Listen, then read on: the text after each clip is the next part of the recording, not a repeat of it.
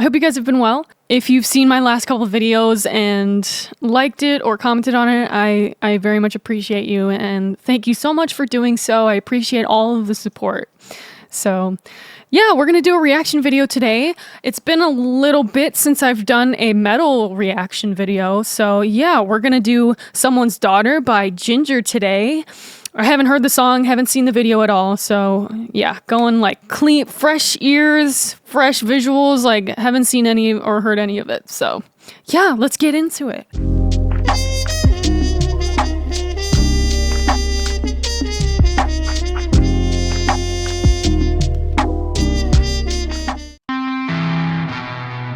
You teach me how to be a man, though I am someone's daughter. The path of warrior was set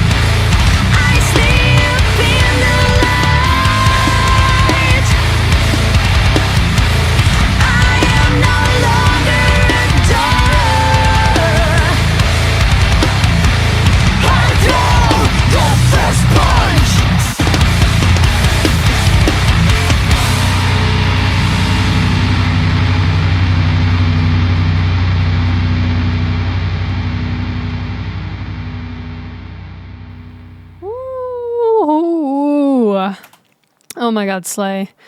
I freaking love Ginger, by the way. I fucking love Ginger. Also, like, the lead singer Tati has no business being that fine. Like, she has no business being that beautiful of a human being. Anyways, that is besides the point. But she's like so sick. First of all, I fucking love her tattoos. Second, like, the energy that she brings to the band and like to her music as a whole is just like super badass, but like super beautiful. But she can also scream, obviously. So she's like, she can do, yeah, she just embodies it all. Like, badass, but still beautiful. And she can be soft at times too, but still like super heavy. And like, I get the vibe that like she's like not here to fuck around. Yeah, I've been bumping On the Top a lot lately. Like, I feel like I was bumping it a while ago and then I kind of got off it and then I got on it again. So that song is fantastic and super fun to play on guitar. Like, I feel like their like instrument parts are super fun to play. Like guitar, bass, and drums. I feel like they're all fun to play and they all complement each other really well. One thing that I really like about this song is actually that the bass, at least in the mix of these headphones, the bass is like very present.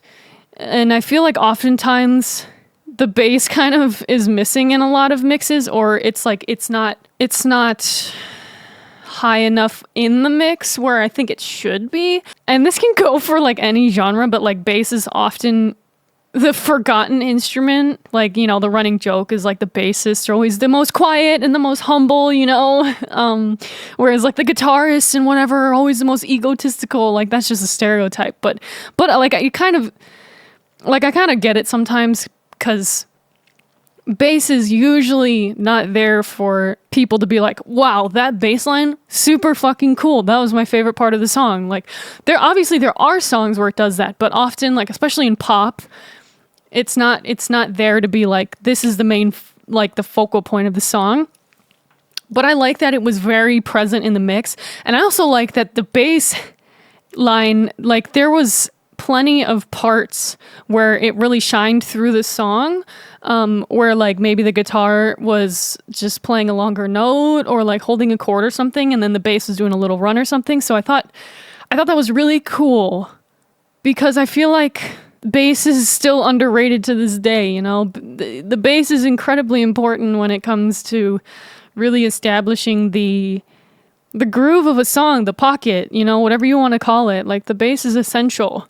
And so I'm glad to see that, especially in this song, there was more bass emphasis. But the guitarist in Ginger is insane. Like, he's fucking awesome. And I love his guitar parts, because I feel like he can do a wide variety of things and really creatively like, his parts are very creative. Like, he can play complex stuff, but he can play simple stuff as well. And he knows how to make certain riffs sound melodic but heavy at the same time. So I really like his combination of being able to combine this really melodic, especially in this song. It was definitely still like darker sort of melodies. Obviously it wasn't major. It was very like melodic minor type of melodies, but still it was super heavy, because I feel sometimes when you're playing something super melodic, it might be a little harder to make it like really hit hard, really be heavy, like especially if you're in a breakdown or something. But he always manages to make it super melodic but super fucking heavy. And like I aspire to like write as well as he does as far as guitar parts. As far as the drums go, I'm not a drummer, but I feel like the drummer's parts are like super fucking fun to play, and he finds a way to make it fun to play, but groovy at the same time. So it's not like it's too much where it's like, oh, there's too much drums, or like he's playing or doing too much, but at the same time, he like every part complements each other like super well, if that makes sense. So I really like the way they write, because I believe it's only 4 of them, right? So if it's only 4 of them, I think it works really well in the way that they write, because they all have their own lane that they're really writing in. And so it doesn't get too muddy if there's like too many guitars or, you know, things like that. Yeah, I just really like the way that they all write together. I don't know how much each of them are really involved in the writing process of each song. Maybe it varies, but I think they're very complementary. I also like in this song that Tati does not really scream at all until like at least the second half of the song. Like she's singing throughout like the whole first half. And again, it's one of those things, at least for me, is sometimes it's really hard to make a part sound heavy if you're singing over the heavy riffs.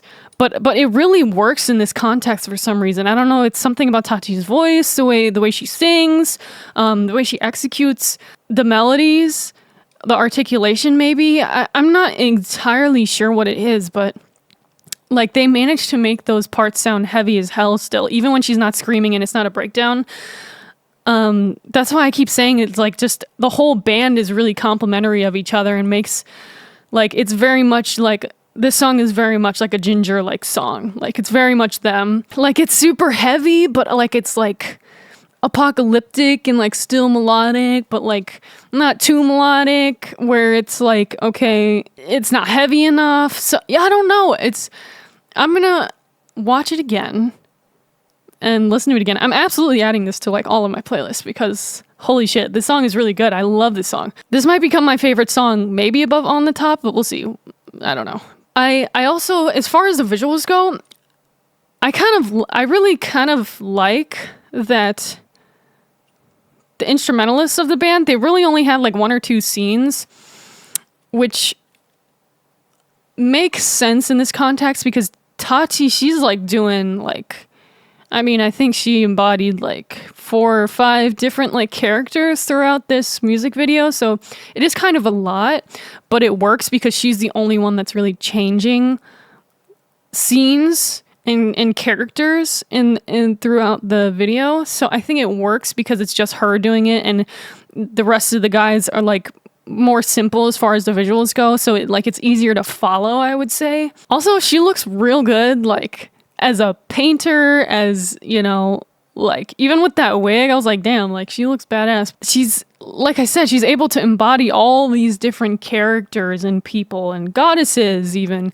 where like that are super powerful, but then she can be a painter and like be like super creative looking. Like she just has that energy and air about her that like she just like commands so much power, which I really, really love and appreciate, you know? So yeah, I'd be interested to hear what you guys thought about it, about the song or the video or both. I love hearing what you guys thought about it. So I will see you guys next week. I hope you continue to give yourself rest, drink enough water, just remember to be kind to yourself. Kindness goes a long way to yourself and to other people, so just don't forget that those sort of small gestures make a big difference in your day and or somebody else's day. Yeah, so I hope you guys have a good one, and I'll see you next week.